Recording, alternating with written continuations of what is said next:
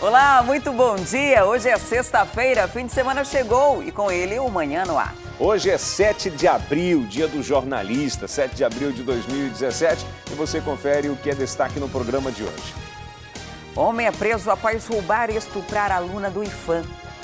E no momento em que essa aluna se dirigia para a biblioteca, segundo o relato da própria vítima, ela foi abordada pelo Rodrigo Cavalcante Campos, de 23 anos. Dados do Sudetran registram mais de 800 assaltos a ônibus só no primeiro trimestre de 2017. Parintins registra a terceira maior cheia dos últimos 10 anos e o nível do rio Amazonas continua subindo. As áreas mais baixas de Parintins já estão sendo afetadas. Um dos bairros atingidos é o São José, na zona oeste da cidade. Hoje é Dia Mundial da Saúde e vamos falar do mal do século, a depressão.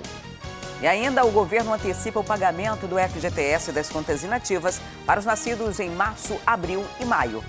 Tem também as notícias do esporte. As meninas da seleção brasileira estão treinando para o jogo de domingo na Arena da Amazônia.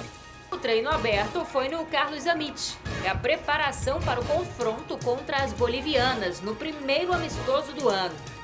E os detalhes da 7ª rodada do Campeonato Amazonense. Isso e muito mais a partir de agora. Manhã no Ar, o seu dia começa aqui.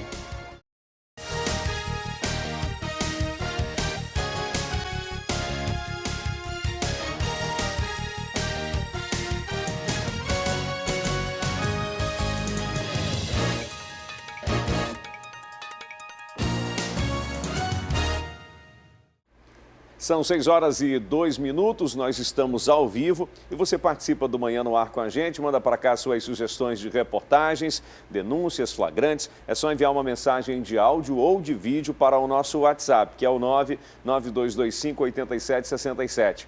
Entra também na nossa página no Facebook e interage com a gente por lá.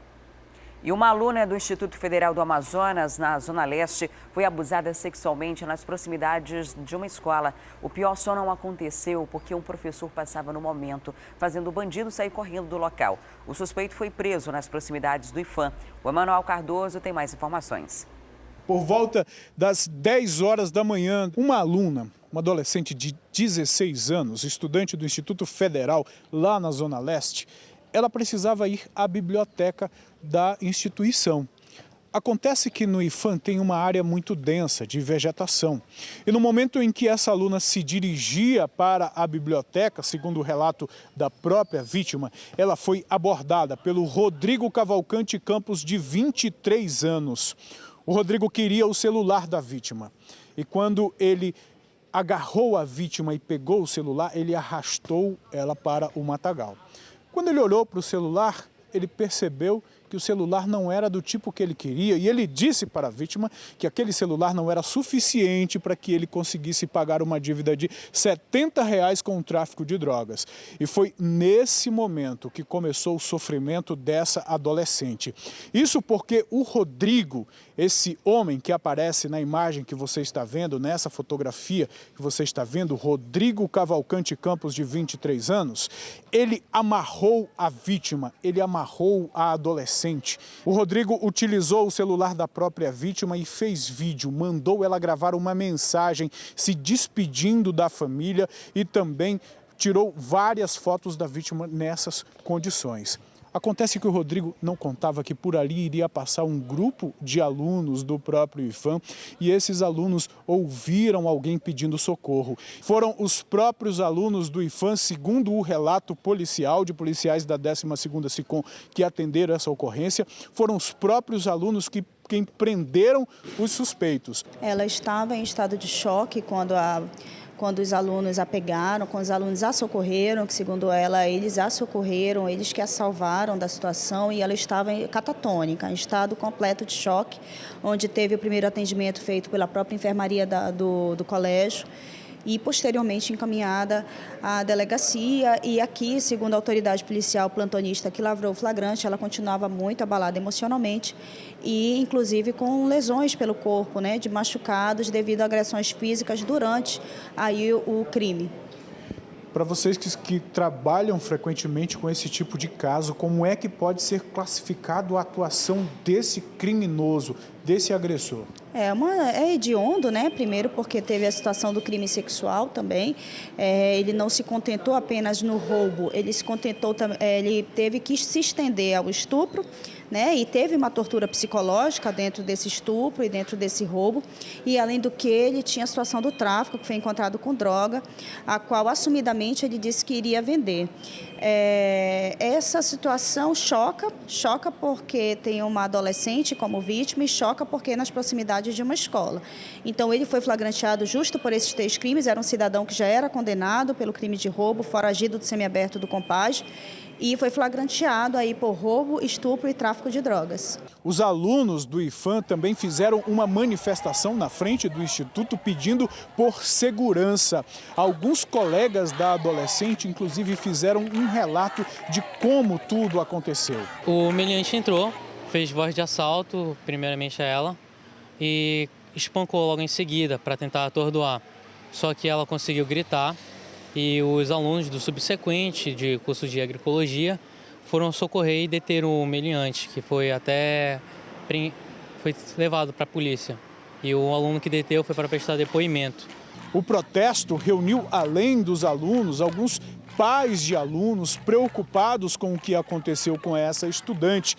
Esses pais pediram por segurança. Aqui na frente da escola, os alunos não têm nenhuma segurança, né? Que não passa viatura. Quando chega o horário dele sair para ir para casa, aqui é o deserto. Então, estou pedindo aqui providência para a segurança, entendeu, dos nossos filhos. Porque ontem foi essa jovem, amanhã pode ser um dos nossos filhos.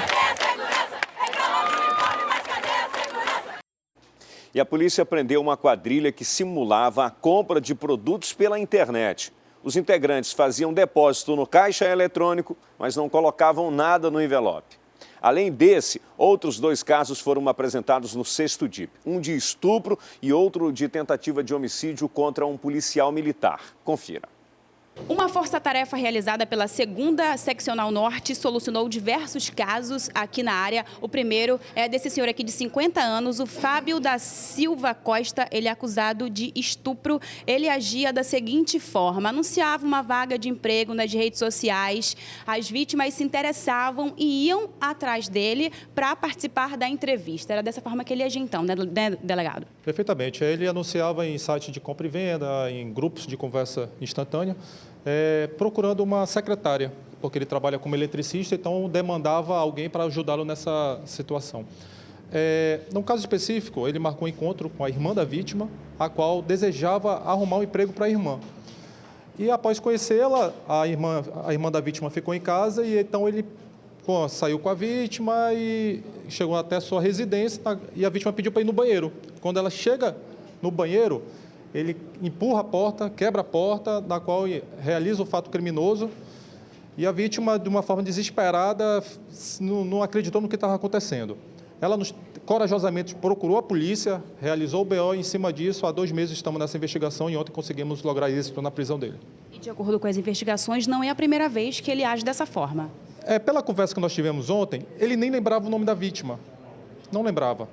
Então, com certeza, ele deve conversar com várias pessoas usando a mesma forma sorrateira, ludibriosa, para trazer a vítima numa situação econômica em que o Brasil vive, uma proposta de emprego, a pessoa vai com aquele afinco, mas, ao final, o intuito dele é amoroso, violento, por isso do estupro. Okay? E a prisão dele foi decretada, ele foi achado onde?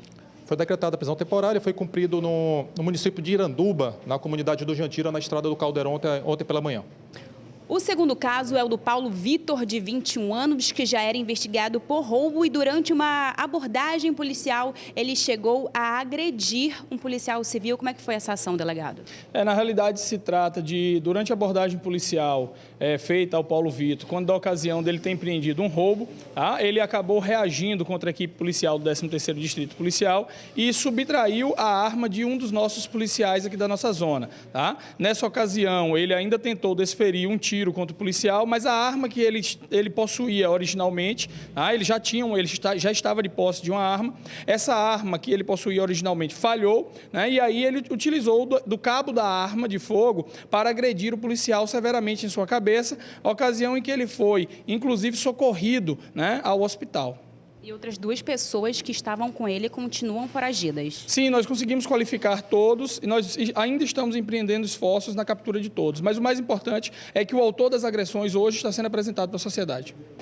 O terceiro e último caso é esse grupo preso por estelionato e ação criminosa. Esse aqui, de camisa listrada, é o cabeça, é o Enoque. Ele agia da seguinte forma: se interessava por produtos que estavam à venda na internet, negociava com o dono, combinava um depósito, só que o envelope vazio. Ele chegou a aplicar esse golpe em diversas pessoas. Delegado, explica pra gente de que forma que as outras pessoas participavam também do crime.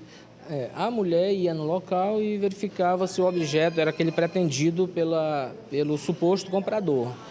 Quando ela confirmava que era, o Enoque dava o sinal de que tinha depositado para a vítima verificava no seu extrato, verificava o depósito, só que não percebia que havia um bloqueio. E quando a vítima ia sacar o dinheiro, na conta estava vazio, Então, esse é o golpe do envelope vazio, já é conhecido. E então, o Enoque fazia isso. E a participação dos demais é que, nessa última situação, em que ocorreu com várias sacas de farinha, os demais foram as pessoas que foram receber os produtos para repassar para um receptador.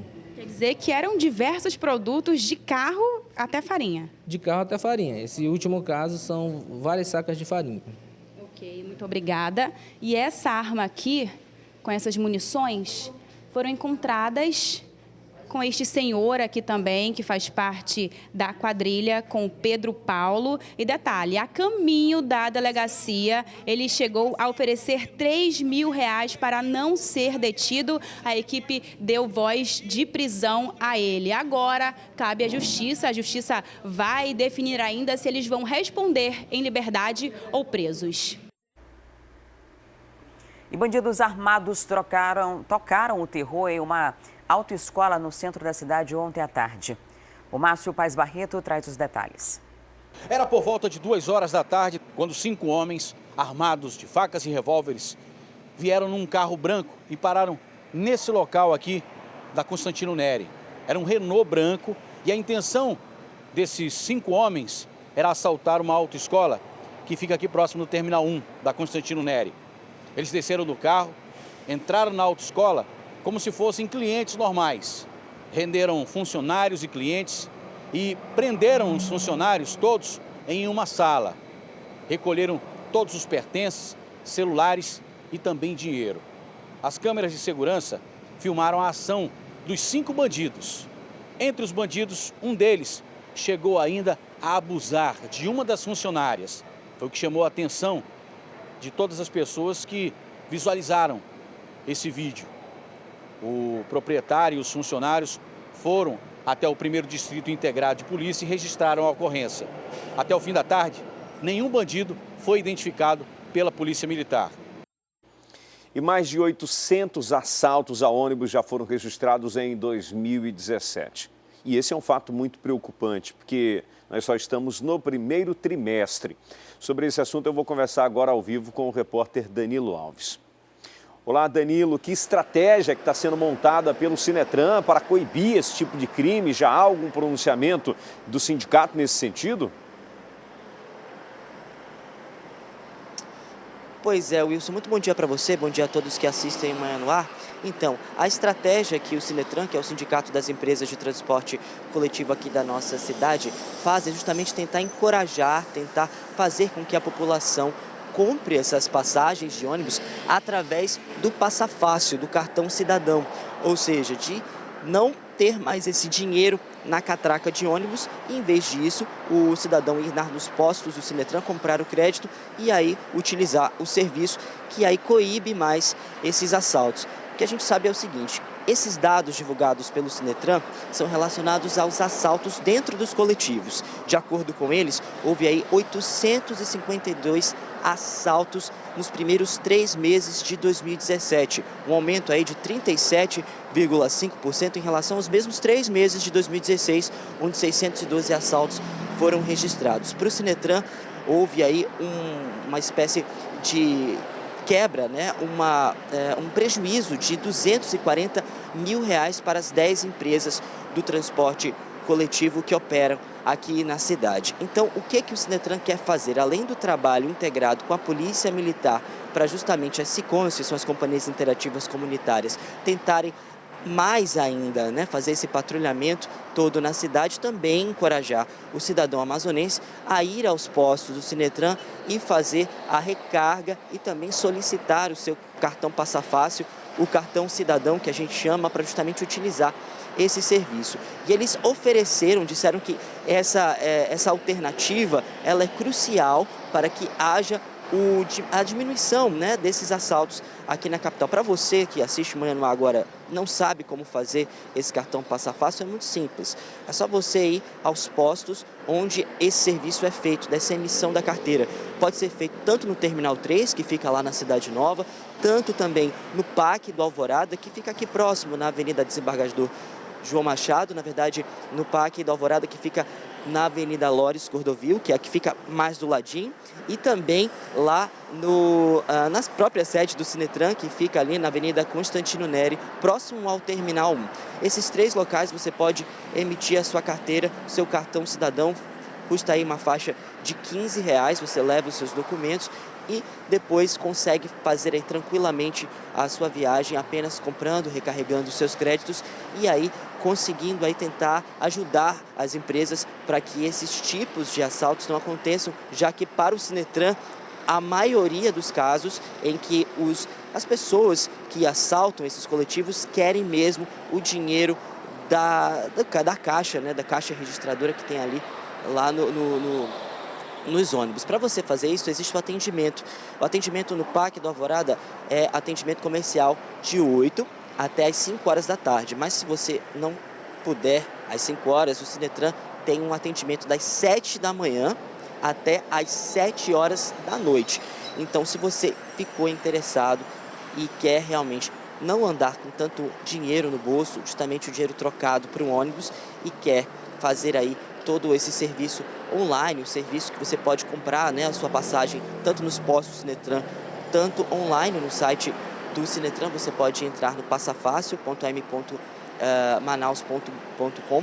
Você pode justamente fazer a sua compra por lá. Agora a gente sabe, né, Wilson, que não é só a questão do Passa Fácil que vai poder coibir essa questão dos assaltos a coletivos. Existe todo um trabalho, não só das empresas, mas também da polícia, fazer com que a Polícia Militar esteja mais integrada por ali. Existem já planos da Secretaria de Segurança Pública, que já foi feita para o transporte especial alguns meses atrás, se eu não me engano, um mês atrás, fez uma operação especial para que tenha pontos de encontro, pontos de fuga, onde as pessoas que assaltam, né, principalmente as rotas do distrito, já tem aí um trabalho da polícia, que há um botão do pânico para ajudar essas empresas de transporte especial, e também há um plano para que a segurança pública possa também entrar dentro dos transportes públicos para que ajude aí a coibir esses assaltos. Mas, por enquanto, a única alternativa que o Sinetran se vê a fazer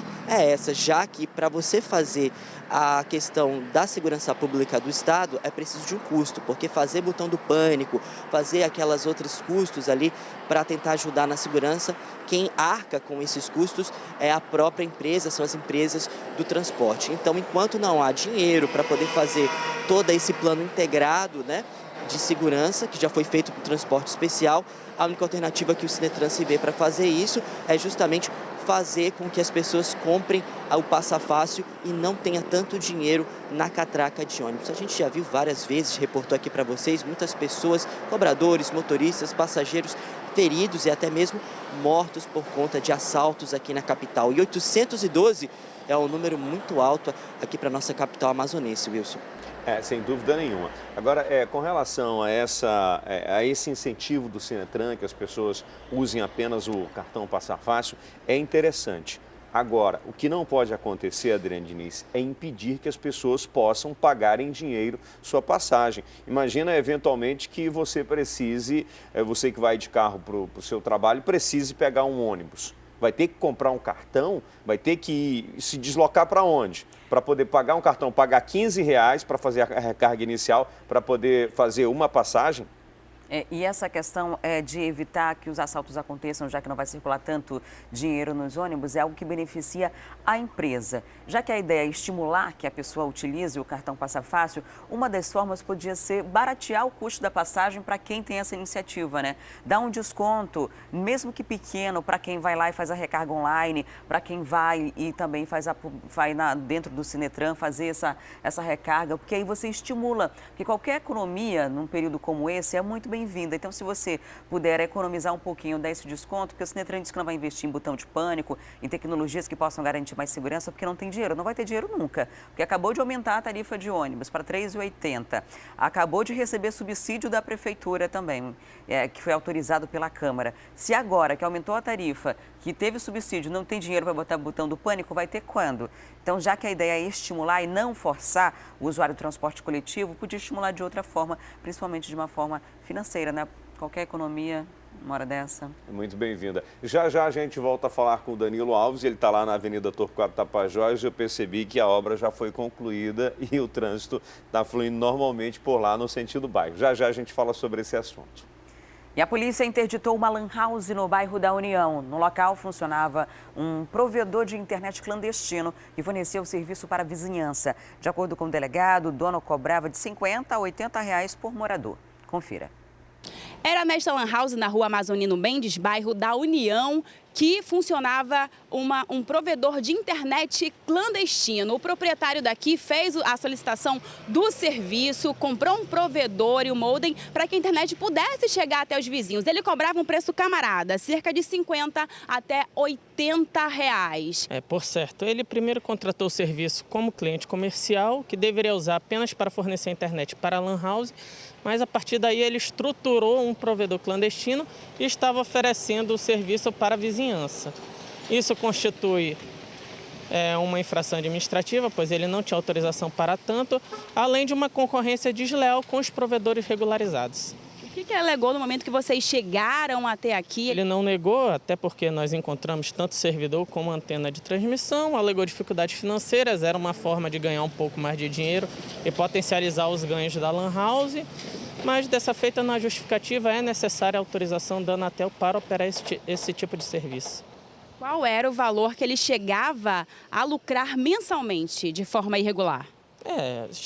Ele tinha cerca de 60 clientes com valores que variam de R$50 a R$80, prometendo uma velocidade que era difícil de ser fiscalizada, porque era um provedor clandestino, ele revendia um sinal que não tinha toda essa potência, e aí ele chegava a amelhar cerca de R$5.000. Como é que fica o caso a partir de agora? Ele vai responder por qual crime? Bom, além da auto de infração, que pode sujeitá-lo a uma multa de R$1.000 a R$30.000, todo o material colhido vai ser encaminhado à Polícia Federal, que é responsável por apurar os crimes referentes à Lei de Telecomunicações. Tolerância zero para a criminalidade. A polícia prendeu 4 suspeitos de praticar roubos e furtos no centro. Operação da polícia, tolerância zero. De acordo com a Polícia Civil, o objetivo de pegar essas pessoas que ficam no centro da cidade cometendo roubos, e aí, para que não aconteça mais isso, eles pedem a prisão deles e aí depois eles saem ali justamente do centro da cidade para evitar problemas. E esses 4 rapazes aqui foram presos depois que a Justiça expediu o mandado de prisão. Quem vai falar um pouquinho mais sobre essa Operação Tolerância Zero é o delegado Aldenei Góes, titular aqui do 24º DIP. Como é que vocês identificaram, delegado, esses suspeitos que já cometiam esses crimes para depois pedir à Justiça essa prisão? Alguns deles, por exemplo, o Estélito, ele já estava na mira da gente, eles já cometeram outros crimes, outros furtos qualificados, já havia investigação formada, e aí, tão logo nós concretizamos toda a investigação, nós representamos ao Poder Judiciário para que eles fossem recolhidos à cadeia. Existe um roubo que foi registrado no centro da cidade de cerca de R$20 mil.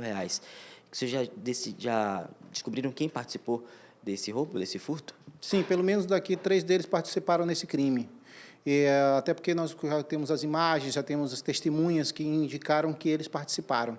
Eles vão responder além desse e pelos outros também que já estão sendo apurados. E agora a gente muda de assunto, vamos falar sobre a subida das águas, algo que está preocupando bastante. A enchente de 2017 está avançando no estado e, por causa disso, no Baixo Amazonas, todos os municípios já decretaram estado de alerta. Lá em Parintins, na terra do Boi-Bumbá, a cheia do rio Amazonas já é a 3ª maior dos últimos 10 anos. As áreas mais baixas de Parintins já estão sendo afetadas. Um dos bairros atingidos é o São José, na zona oeste da cidade. Está enchendo de uma hora para outra, amanhece de um jeito, anoitece de outro. Cada hora que de manhã, quando é de manhã, a água está no nível, quando é à tarde, ela já tem avançado mais. Aqui na rua Padre Jorge Fresini, a água está próxima do assoalho das casas. Preocupados, os moradores pensam em deixar o local. Embaixo das casas também já apareceu a cobra, jacaré, tudo isso já apareceu. Então é uma preocupação para a gente, sabe? A régua fluviométrica marca 8 metros e 12 centímetros, 45 centímetros a mais que no mesmo período do ano passado. Em 2009, ano da maior cheia registrada, eram 8 metros e 38 centímetros. Por causa disso, o município de Parintins decretou estado de alerta. Segundo o coordenador da Defesa Civil Municipal, a prefeitura criou um comitê para ajudar as famílias atingidas. A CEMED, SEDUC, Secretaria de Saúde, a Secretaria de Obras.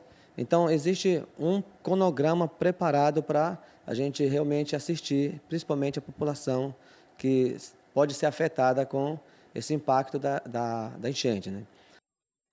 Como bem mostrou aí o nosso repórter lá de Parintins, um dos bairros mais afetados é o bairro de São José. E é ali que fica, ali é o reduto do Boi-Bumbá garantido. E a gente sempre fica preocupado com o trabalho para preparar todo o material para colocar na arena, né? Quando a enchente é muito grande, os trabalhos por lá acabam sendo prejudicados, lá no curral, né, do Boi-Bumbá garantido. Então a gente vai ficar na expectativa, vai ficar acompanhando essa situação aí e vai torcer para que o rio não suba tanto a ponto de atrapalhar o trabalho dos artistas. Mas essa já é a 3ª maior enchente nos últimos 10 anos. O nível do rio Amazonas continua subindo, então o que tudo indica vai haver um prejuízo, não só aquele prejuízo social, vulnerabilidade que as pessoas na Baixa de São José acabam enfrentando, mas aos trabalhos da agremiação, do garantido, né? Porque eles perdem as condições de segurança para trabalhar ali, porque tem eletricidade, tem várias questões nesse sentido. Inclusive, a cheia na Baixa de São José é tema de verso, é tema de toada, porque é algo que afeta diretamente, e em alguns anos a gente mostrou aqui as pessoas saindo, levando os carros alegóricos, bem antes para próximo do Bumbódromo, tendo que trabalhar em barracões improvisados, Ministério Público do Trabalho intervindo para garantir a segurança dessas pessoas envolvidas, para garantir que haja o festival folclórico, mas ao mesmo tempo que a enchente do Rio Amazonas não afete tanto e não cause tantos prejuízos a essas pessoas que trabalham o ano inteiro para colocar o boi na arena. E o trabalho de recuperação da Avenida Torquato Tapajós entrou pela noite e foi concluído na madrugada de hoje. A previsão era de que esses trabalhos fossem concluídos até o meio-dia de ontem, mas a chuva e outros fatores atrapalharam.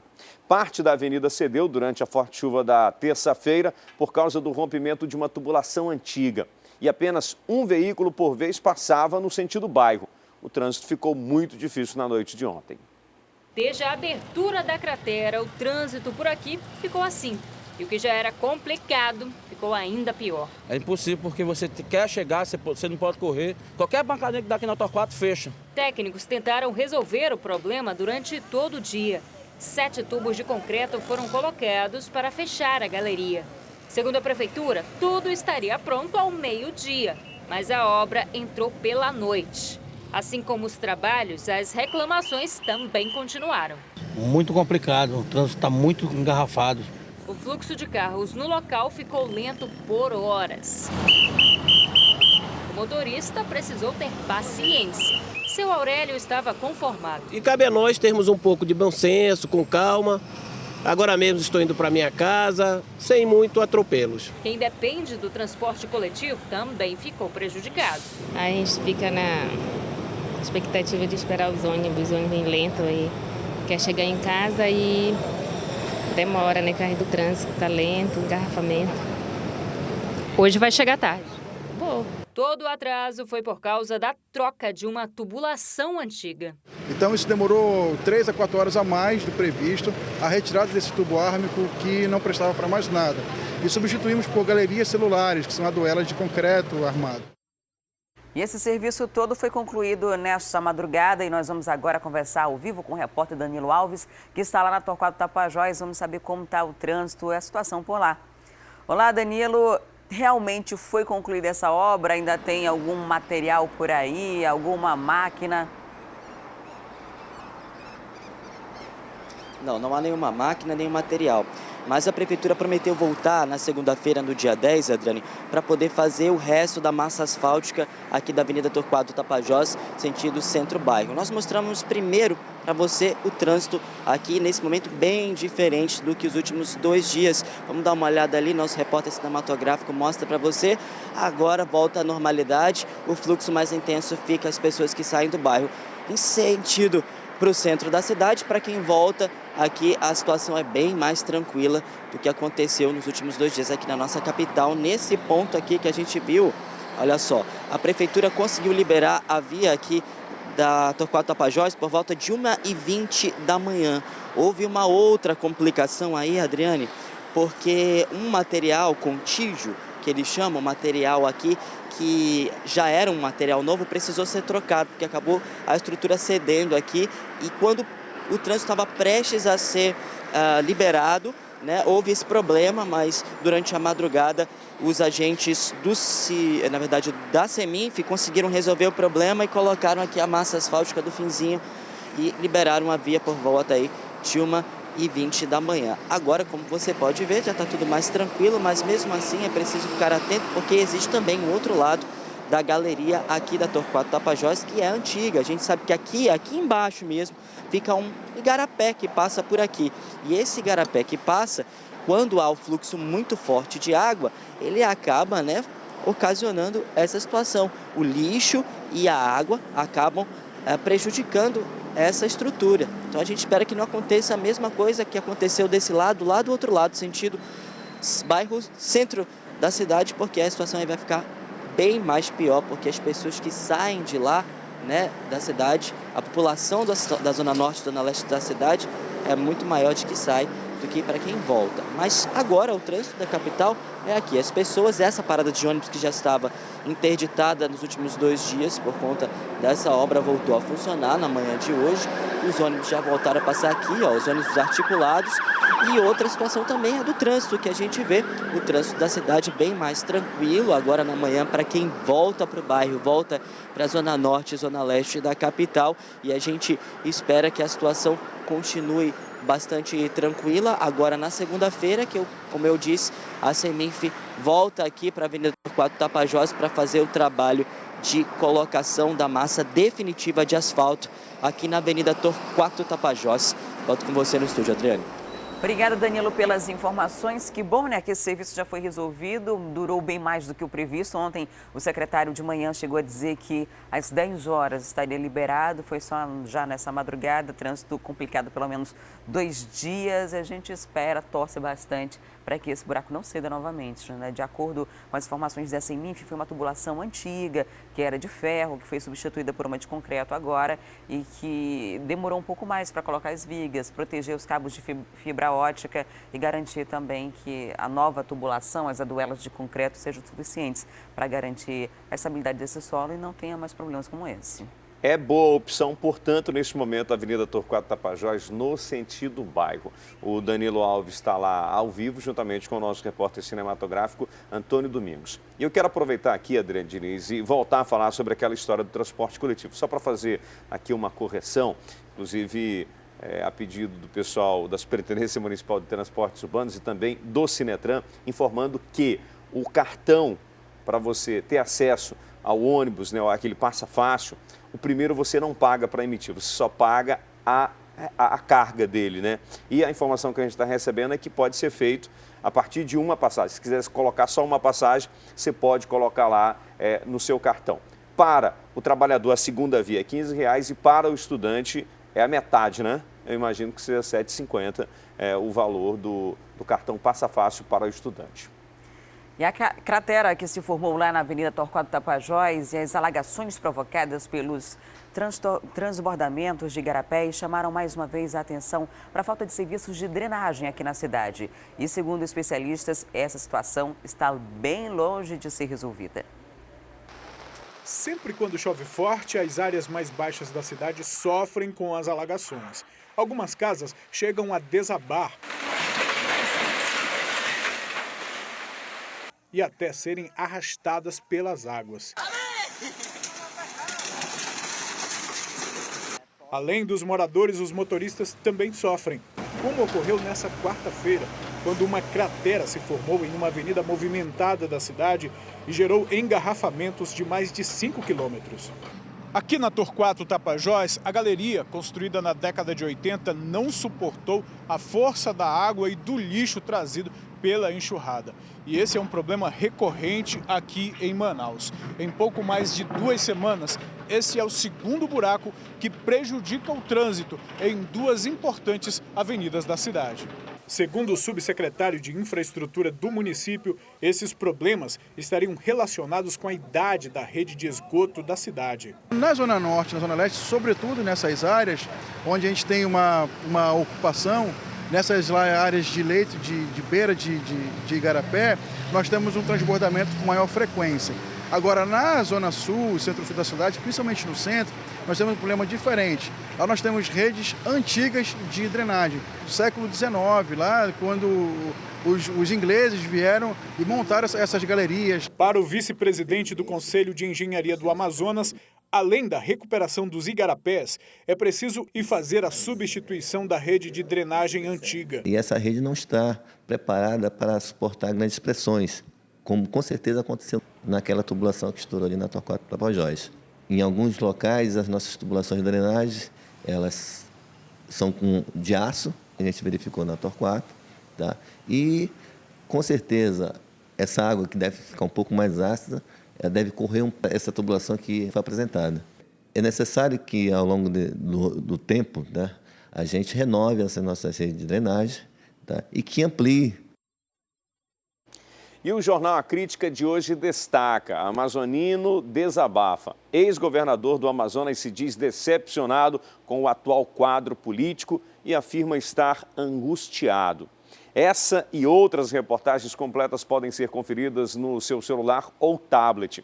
É só baixar gratuitamente o aplicativo A Crítica Digital. Cadastrando-se, você ganha 1 mês de assinatura grátis. O aplicativo já está disponível para os sistemas Android e iOS. E depois do intervalo comercial, vamos falar sobre a Semana Nacional de Conciliação. Atenção, você que tem um processo correndo aí na Justiça, daqui a pouco a gente dá as dicas de como fazer para agilizar isso daí. E hoje é o Dia Mundial de Saúde. Vamos falar da doença do século, o mal do século, que é a depressão. Hoje, 350 milhões de pessoas no mundo estão sofrendo com esse mal. A gente traz os destaques, mais detalhes sobre isso daqui a pouquinho, depois do nosso intervalo.